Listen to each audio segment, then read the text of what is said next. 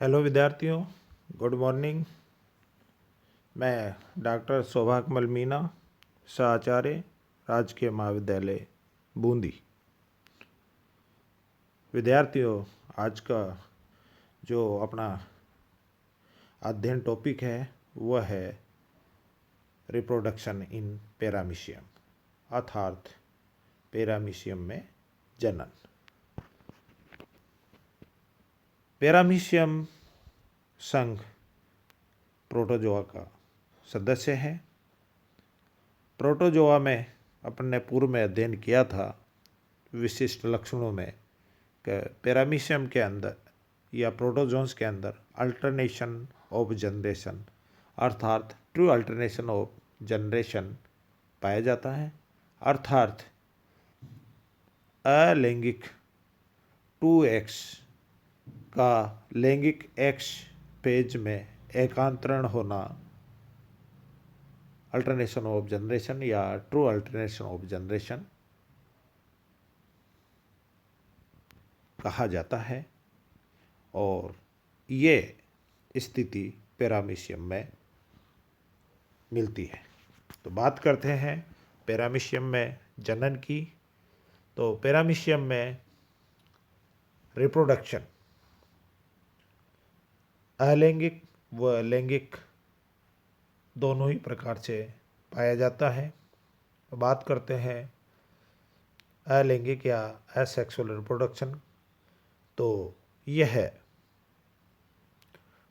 Transverse binary fission द्वारा संपादित होता है, अर्थात अनुप्रस्थ द्विविखंडन द्वारा पैरामीशियम में अलैंगिक जनन संपादित होता है। पैरामीशियम में एसेक्सुअल रिप्रोडक्शन हमेशा फेवरेबल कंडीशन अर्थात अनुकूल परिस्थितियों में ट्रांसफर बाइनरी फिशन द्वारा संपादित होता है। जिस समय पैरामीशियम भोजन करना बंद कर देता है तथा ओरल ग्रू विलुप्त होने लगती है, साथ में माइक्रोन्यूक्लियस, क्योंकि इसमें माइक्रो और मेगा न्यूक्लियस दोनों पाए जाते हैं। माइक्रो जो न्यूक्लियस होता है उसमें समसूत्री विभाजन द्वारा दो डॉटर माइक्रोन्यूक्लाई बनती है तथा इसी के साथ साथ में मैक्रोन्यूक्लियस में भी असूत्री अर्थात एमाइटोसिस अर्थात असमान विभाजन होकर दो भागों में बढ़ जाता है। इन सभी परिवर्तनों के साथ साथ पैरामीशियम बीचों बीच से संकुचित होकर अंत में दो डॉटर पैरामीशियम में बढ़ जाता है। डॉटर पैरामीशियम में विभाजन होने से पूर्व ही प्रत्येक अधिभाग में एक न्यू ओरल ग्रू यानी मुख खांच तथा साइटोफेरिंक्स यानी कि कोशिका गर्सनी तथा साथ में प्रत्येक डॉटर पैरामीशिया में एक न्यू संकुचन धानी भी बन जाती है। पैरामीशियम में बाइनरी फिशन की क्रिया संपादित होने में लगभग आधा घंटा लगता है तथा 24 घंटे में यह प्रक्रिया 2 से 3 बार दोहराई जाती है। अब बात करते हैं पैरामीशियम में सेक्सुअल रिप्रोडक्शन की, अर्थात लैंगिक जनन, जो कि कॉन्जुगेशन प्रक्रिया के मार्फत से संपादित होता है। पैरामीशियम में सेक्सुअल रिप्रोडक्शन की क्रिया कॉन्जुगेशन या संयुग्मन द्वारा संपादित होती है। कॉन्जुगेशन या संयुग्मन क्रिया एक ही जाति के दो पैरामीशियम में अस्थायी मिलन है, जिसके परिणामस्वरूप दोनों पैरामीशियम के केंद्रक पदार्थों का आदान प्रदान होता है। इस क्रिया का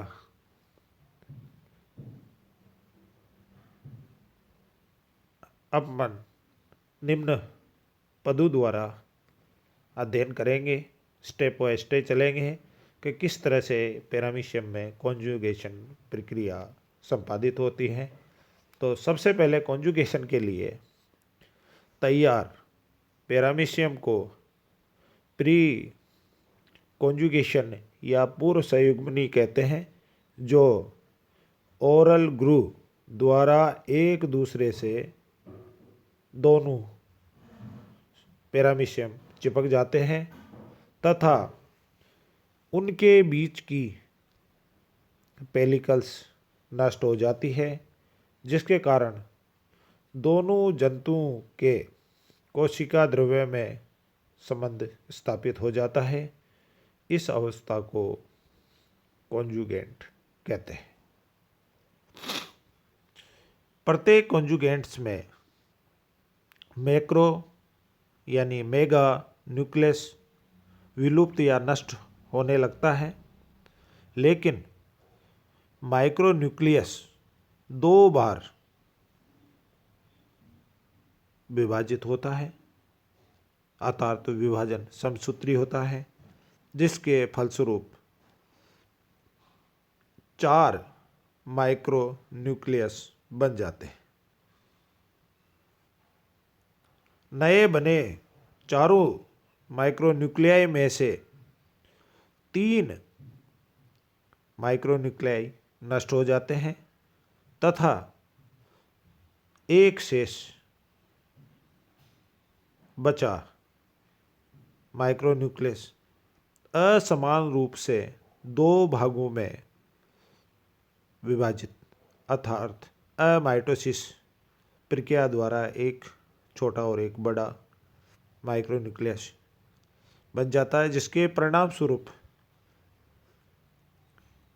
बना छोटा माइक्रोन्यूक्लियाई माइग्रेटरी मेल प्रोन्यूक्लियाई तथा बड़ा न्यूक्लियाई स्टेशनरी फीमेल न्यूक्लियस कहलाता है।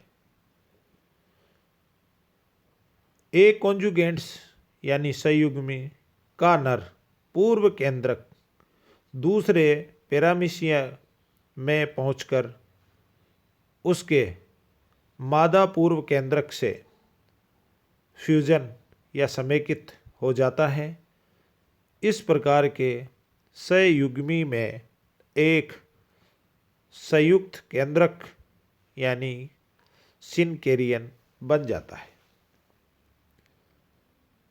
इस क्रिया के बाद दोनों संयुग्मी या कॉन्जुगेंट्स अलग अलग हो जाते हैं तथा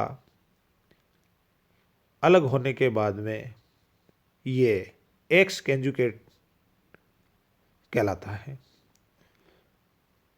प्रत्येक पूर्व संयुग्मी के युग्मक केंद्रक जाइगोट 3 बार विभाजित होता है, जिसके परिणाम स्वरूप 8 न्यूक्लियाई बन जाते हैं। इनमें 4-4 माइक्रो और 4-4 मैक्रो न्यूक्लियस बन जाते हैं। चारों माइक्रो न्यूक्लियस में से 3 माइक्रो न्यूक्लियस नष्ट हो जाते हैं तथा शेष बचा माइक्रो न्यूक्लियाई 2 भागों में बढ़ जाता है। माइक्रो न्यूक्लियस के दोनों भागों में विभाजन के साथ साथ ही पूर्व संयुग्मी पैरामीशियम का शरीर भी 2 भागों में विभाजित हो जाता है। प्रत्येक विभाजित एक्स कॉन्जुगेंट अर्थात पूर्व संयुग्मिक पैरामीशियम में 4 पुत्री या डॉटर पैरामीशिया बन जाते हैं और इस तरह से एक मूल 4 डॉटर पैरामीशिया में रूपांतरित हो जाते हैं।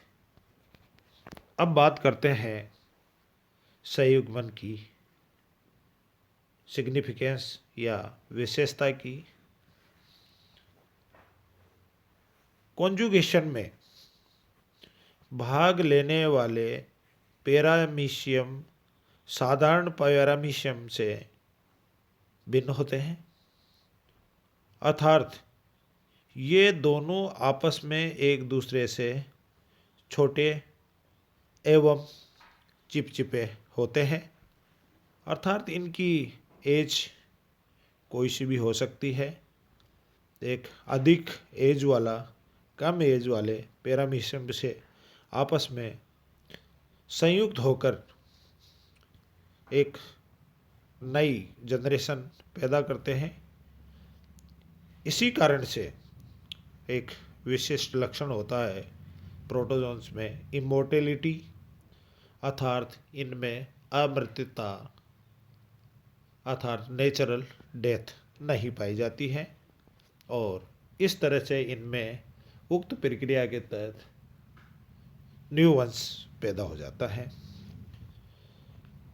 कॉन्जुगेशन एक ही जाति के जो आकार व संरचना में समान होते हैं किंतु भिन्न भिन्न स्टेन यानी केंद्रीय पदार्थ वाले जंतुओं में ये प्रक्रिया संपादित होती है।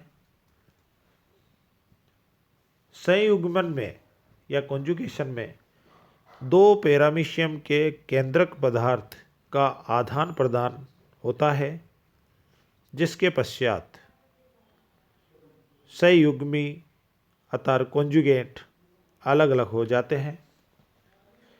कॉन्जुगेशन के बाद अलग हुए पूर्व संयुग्मी अलैंगिक जनन द्वारा संख्या में वृद्धि करते हैं। अब बात करते हैं संयुग्मन का महत्व या सिग्निफिकेंस ऑफ संयुग्मन। संयुग्मक पैरामीशियम जातियां भी वृद्धि विधि न होकर एक प्रकार से जनन क्रिया विधि है, जिसके परिणाम स्वरूप केंद्रक पदार्थों के संयुग्मन से नए आनुवंशिक गुणों का समेकन या फ्यूजन होता है। कॉन्जुगेशन द्वारा जंतु अपनी खोई हुई शक्ति को पुनः प्राप्त कर लेते हैं। जैसा मैंने पूर्व में आपको अवगत कराया कि यह एक अधिक उम्र वाला पैरामीशियम एक न्यूबॉर्न पैरामीशियम के साथ आपस में संयुग्मन करके अपनी जेनेटिक एंड वेजिटेटिव ताकत या मटेरियल को आदान प्रदान करके न्यूबॉर्न होता है, अर्थात दोनों ही एक फ्रेश पैरामीशिया बनते हैं।